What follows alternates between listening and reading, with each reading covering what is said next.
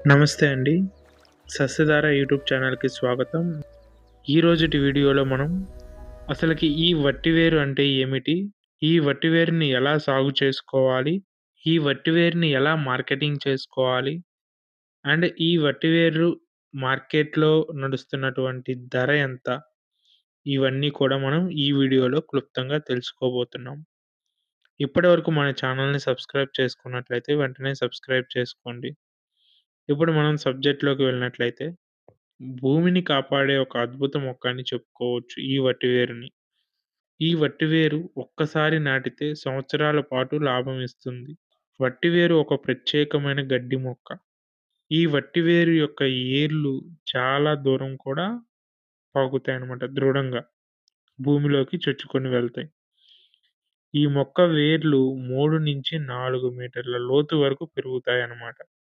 దీని కారణంగా వట్టివేరు మట్టి కదలకుండా కాపాడుతుంది. అంటే సాయిల్ ఎరోషన్‌ని జరగకుండా చూస్తుంది. ఈ సాయిల్ ఎరోషన్ జరగటం వల్ల లాస్ ఏంటని చాలామందికి డౌట్ రావచ్చు. సాయిల్ ఎరోషన్ అంటే మట్టి నీటి ద్వారా కొట్టుకొని పోవటం. అంటే మీ భూమిలో టాప్ సాయిల్ అనేది ఉంటుంది. ఈ టాప్ సాయిల్‌లో హైల్ ఎక్కువ కార్బన్ కంటెంట్ గాని, మీరు ఇన్ని రోజులు ఇచ్చినటువంటి ఏవైతే ఎరువులు ఉన్నాయో వాటి కారణంగా మీరు సమకూర్చుకున్న నేల సారం, భూసారం అంటారు గదా! ఈ భూసారం అంతా కూడా ఆ టాప్ సాయిల్‌లోనే ఉంటుందనమాట. పంటకి అసలు మెయిన్ ఆ టాప్ సాయిల్ బాగుంటేనే మీ నేల సారవంతం అని మనం చెప్పుకోవచ్చు. అందుకనే ఈ వట్టి వేరుని పంటలకి చుట్టూ బౌండరీ వాల్‌గా యేసుకుంటున్నారు ప్రెజెంట్ చాలామంది కూడా. అండ్ అదే విధంగా వెయ్యాలి కూడా. రెండోదొచ్చేటప్పటికి వట్టి వేరు నీటిని భూమిలో నిల్వ ఉంచడంలో సహాయం చేస్తుంది. ఇది చాలా ముఖ్యమైన పాయింట్ అండి. చాలామంది రైతులు కూడా వట్టి వేరు నాటిన దగ్గర పంటకి నీరుని చాలా తక్కువ పర్సెంటేజ్‌లో ఇస్తున్నారు. అండ్ చాలామందికి కూడా వర్షాకాలంలో పడినటువంటి వర్షం ఈ వట్టి వేరు ఉన్న పొలాల్లో అధికంగా స్టోరేజ్ అయ్యి ఉంటుందన్నమాట భూమిలో. సో, దీనికున్న మెయిన్ గుణం అని గూడా మనం చెప్పుకోవచ్చు. తర్వాత ఇది దేనికి వాడతారయ్యా ఇంకొక రకంగా అంటే ఆయుర్వేదంలో వట్టివేరనేది చాలా హైగా యూజ్ చేస్తారు. ఇది బాడీని చల్లబరచటానికి అండ్ అదే విధంగా మనం వాడేటువంటి సెంటు బాటిల్‌ల తయారీకి, తర్వాత ఎన్నో రకాల హెర్బల్ డ్రింక్స్‌కి ఈ యొక్క వట్టివేరుని వాడతారనమాట. ఈ వట్టివేరు వల్ల రైతుకి ఎక్స్‌ట్రా లాభమని చెప్పుకోవచ్చు. ఎట్లా అంటే ఈ వట్టివేరుని ఎన్ని రకాలుగా అమ్ముకోవచ్చనేది మనం చెప్తాము. వేరుని అమ్ముతారు.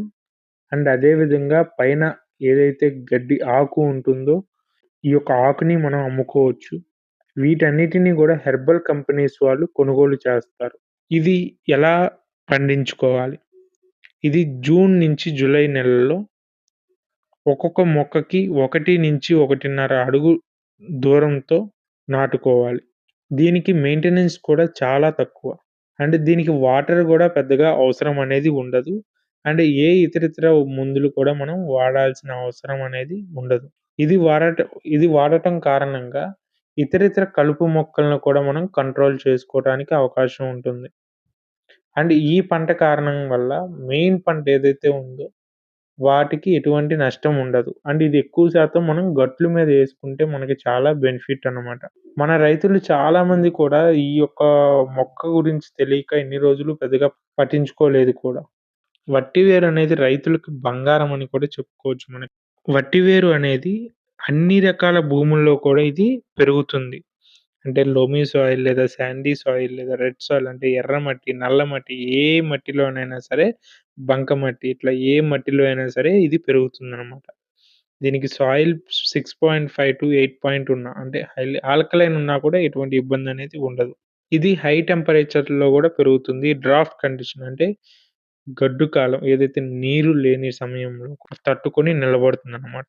సెపరేట్‌గా దీన్ని ఒక పంటగా యేసుకోవాలి అనుకునే వాళ్ళు పొలాన్ని 1-2 సార్లు మనం ఫైన్‌గా అంటే సన్నగా దున్నుకొని దాన్ని రోటావేటర్ యేసుకొని సాయిల్‌ని బాగా లూజ్ చేసుకోవాలి. పశువుల ఎరువు 2-3 టన్నులు ఎకరానికి యేసుకోవాలి. ఒక ఎకరానికి 10,000-12,000 ఈ నారుని తీసుకొచ్చి నాటుకోవాలి. ఇవి తెచ్చుకునేటప్పుడు మనం సరైన సప్లయర్ దగ్గర చూసుకొని, మంచి ఆరోగ్యవంతమైన నారుని మనం కొనుగోలు చేసుకోవాలి. ప్లాంటింగ్ టైమ్ వచ్చేటప్పటికి ఇందాక చెప్పాను గదా! జూన్ నుంచి జూలై నెలలో ఇది సరైన టైం అన్నమాట. ఎందుకంటే అదే టైంలో వర్షాలు మనకు పడతా ఉంటాయి. సో, మొక్క ఇనిషియల్ స్టేజ్‌లో చాలా డెవలప్ అవుతుంది. తర్వాత ఆల్‌మోస్ట్ దానికి పెద్దగా నీరు ఏమి అవసరం ఉండదు. అండ్ క్లైమేట్ కూడా చాలా సహకరిస్తుందన్నమాట. తర్వాత ఇన్‌కేస్ జూన్, జూలైలో నాటుకున్నట్లయితే ఫిబ్రవరి, మార్చ్‌లో ఇరిగేషన్ ఇచ్చుకొని అంటే మనం స్వయంగా నీరు ఇచ్చి నాటుకోవాలి. ఫిబ్రవరి నుంచి మార్చి టైంలో గూడా నాటుకోవటానికి అవకాశం ఉంది.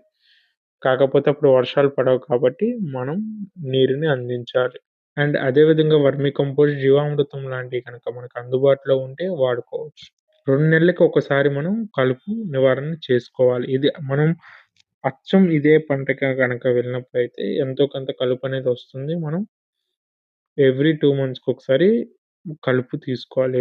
ప్రతి 2 నెలలకి.